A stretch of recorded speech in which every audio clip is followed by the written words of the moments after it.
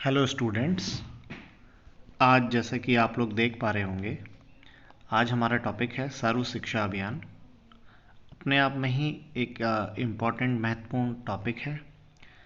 सभी जितने भी एजुकेशन से रिलेटेड एग्ज़ाम्स होते हैं उनमें इससे रिलेटेड कोई ना कोई प्रश्न बनता ही है। सबसे इम्पॉर्टेंट अगर इसकी शुरुआत से ही देखें तो इसका ध्येय वाक्य और इसका लोगो है, जिसमें से कहीं ना कहीं प्रश्न आता ही है, तो इस पर भी ध्यान दीजिएगा। ध्येय वाक्य सब पढ़े सब बढ़े अपने आप में इम्पॉर्टेंट है। आइए देखते हैं सर्व शिक्षा अभियान है क्या। सर्व शिक्षा अभियान भारत सरकार का एक प्रमुख कार्यक्रम है, जिसकी शुरुआत 1 अप्रैल 2001 में उस समय के प्रधानमंत्री श्री अटल बिहारी वाजपेयी ने इसको शुरू किया था। और यह बेसिकली प्रारंभिक शिक्षा यानी कि प्राथमिक शिक्षा पर आधारित है, जिसके अंतर्गत 6 से 14 वर्ष तक के बच्चों को प्राथमिक शिक्षा उपलब्ध कराने का लक्ष्य रखा गया।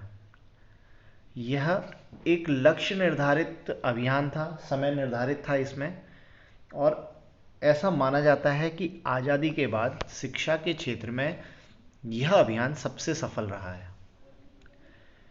प्राथमिक शिक्षा को बढ़ावा देने के लिए सरकार ने ग्रामीण बच्चों के लिए 1 किलोमीटर की दूरी पर प्राथमिक विद्यालय और 3 किलोमीटर की दूरी पर उच्च प्राथमिक विद्यालयों की सुविधाएं दी हैं, जिससे उस क्षेत्र के अनुसूचित जाति, जनजाति, पिछड़ा वर्ग या अन्य किसी भी समुदाय के बच्चे उन स्कूलों में प्रवेश ले सकें।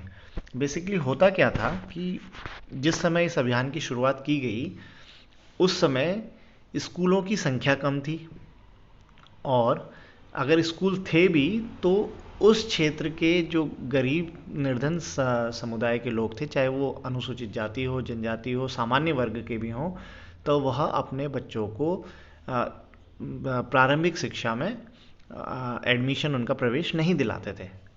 तो इस चीज़ को देखते हुए सरकार ने प्राथमिक शिक्षा को बढ़ावा देने के लिए 1 किलोमीटर की दूरी पर प्राथमिक विद्यालय और 3 किलोमीटर की दूरी पर उच्च प्राथमिक स्कूल की व्यवस्था की, ताकि मैक्सिमम बच्चे जो हैं उसमें प्रवेश ले सकें। आगे देखते हैं। सर्व शिक्षा अभियान के अगर उद्देश्यों की हम बात करें तो जैसा कि मैंने बताया कि यह एक लक्ष्य निर्धारित था और समय निर्धारित अभियान था। तो जो इसका उद्देश्य था वो यह था कि 2003 तक सभी बच्चों को जो है प्राथमिक शिक्षा में लिया जाए, मतलब एडमिशन या प्रवेश दिलाया जाए। दूसरा, 2007 तक प्राथमिक शिक्षा का 5 साल पूरा करवाना। जो बच्चे सन 2001-2 में जिन्होंने प्रवेश लिया तो उनके 5 साल 2007 तक किसी भी हालत में पूरे करवाना, मतलब है उनका नामांकन और ठहराव दोनों चीज़ सुनिश्चित कराना। और 2010 तक स्कूली शिक्षा का 8 साल पूरा करवाना। अक्सर देखा गया था उस समय कि बच्चों का नामांकन तो होता था, लेकिन लंबे समय तक, मतलब जो कि हम कह रहे हैं प्राथमिक शिक्षा पूर्ण होने तक, उनका ठहराव उस विद्यालय में नहीं होता था, या फिर वे बीच में ही पढ़ाई छोड़ के अपना जो है अन्य कार्यों में बच्चों को लगा देते थे। तो सर्व शिक्षा अभियान का ये उद्देश्य निर्धारित किया गया या लक्ष्य निर्धारित किया गया कि बच्चों का नामांकन के साथ साथ उनका ठहराव भी सुनिश्चित कराया जाएगा, जिससे बच्चे उच्च प्राथमिक शिक्षा, मतलब 8 साल की प्राथमिक शिक्षा जो है उसको पूरी कर सकें।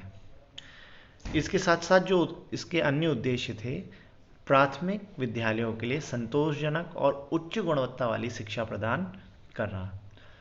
साथ ही 2007 तक देश के प्राथमिक स्कूलों और जूनियर स्कूलों में सामाजिक अंतर और लिंग भेदभाव को समाप्त करना। उस समय तक देखा गया था कि जनरली बालकों की शिक्षा पर जो है, बालक मतलब लड़कों की शिक्षा पर जो है जोर दिया जाता था, बालिकाओं को शिक्षा से वंचित किया जा रहा था।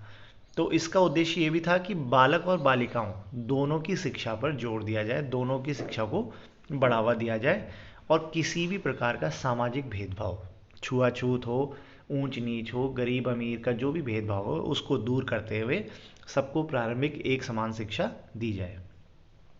2010 तक भारत में सार्वभौमिक रूप से शिक्षा अभियान चलाना, जिसमें देश के सभी बच्चों को शिक्षा मिल सके, यह इसका उद्देश्य था।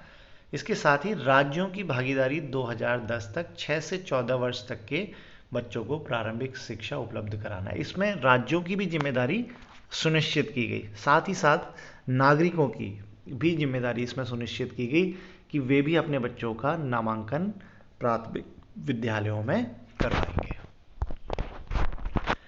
यदि सर्व शिक्षा अभियान के फोकस्ड एरिया मतलब केंद्रित क्षेत्र किन क्षेत्रों पर कार्य किया गया उस पर अगर हम बात करें, तो जैसा कि मैंने पहले भी बताया कि बालकों के साथ साथ बालिकाओं की शिक्षा दिलाना भी इसका एक उद्देश्य था, इस पर भी उन्होंने काम किया। समाज में बालक बालिका का अंतर समाप्त करना, माता पिता को बालिकाओं को भी स्कूल भेजने के लिए प्रोत्साहित करना एक इसका फोकस्ड एरिया था। विशेष ज़रूरतमंद बच्चों को शिक्षित करना, उस समय जो गरीब निर्धन लोग थे वो अपने बच्चों को जनरली स्कूल में प्रवेश नहीं दिलाते थे, तो ऐसे बच्चों को भी शिक्षित करना इसका एक फोकस्ड एरिया था। देश की प्राथमिक शिक्षा की गुणवत्ता को सुधारना, यह एक फोकस्ड एरिया था। समाज के कमज़ोर वर्ग जो भी हैं, मार्जिनलाइज्ड ग्रुप जिसे हम कहते हैं, अनुसूचित जाति, अनुसूचित जनजाति, पिछड़े वर्ग, तो इन बच्चों को जो है मुख्य धारा से जोड़ना, इनको मुख्य धारा में लेके आना, उन्हें भी शिक्षित करना, ये इस सर्व शिक्षा अभियान का केंद्रित क्षेत्र था। इसके साथ साथ सामुदायिक एकता को बढ़ावा देना भी इसका एक केंद्रित क्षेत्र था। अगर हम अन्य तथ्यों की बात करें, सर्व शिक्षा अभियान के अगर अन्य तथ्यों की बात करें, तो वित्तीय भागीदारी सबसे अहम होती है। तो चूंकि ये केंद्रीय पोषित योजना थी, तो इसमें केंद्र और राज्य दोनों की भागीदारी थी, वित्तीय भागीदारी।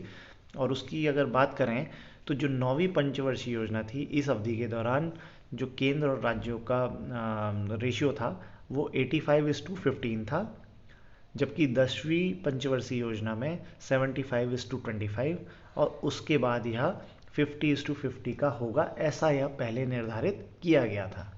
जबकि अगर वर्तमान में देखें तो राज्यों में सर्व शिक्षा अभियान में केंद्र राज्य की भागीदारी 60:40 की है। मीन्स जो भी इसमें व्यय होगा उसमें 60% केंद्र सरकार की जिम्मेदारी और 40% राज्य सरकार की जिम्मेदारी है। इसके साथ साथ जितने भी सिविल कार्य हैं, नागरिक कार्य हैं, अगर उन पर सर्व शिक्षा अभियान की किसी निधि का मतलब उपयोग किया जाता है, तो वह अधिकतम 33% तक ही किया जा सकता है, यह निर्धारित किया गया। सर्व शिक्षा अभियान के तहत शिक्षक छात्र अनुपात को अगर देखा जाए तो 1:40 का निर्धारित किया गया। सर्व शिक्षा अभियान और राष्ट्रीय माध्यमिक शिक्षा अभियान को संयुक्त रूप से समग्र शिक्षा अभियान के नाम से भी जाना जाता है। आशा करता हूँ कि आप लोगों को यह सर्व शिक्षा अभियान विषय या टॉपिक समझ में आया होगा, प्रकरण आपको समझ में आया होगा। मैक्सिमम जो इम्पोर्टेंट इसके पॉइंट थे वो इसमें मैंने कवर किए हैं। आप लोग इससे लाभान्वित होंगे ऐसा मेरा मानना है। धन्यवाद।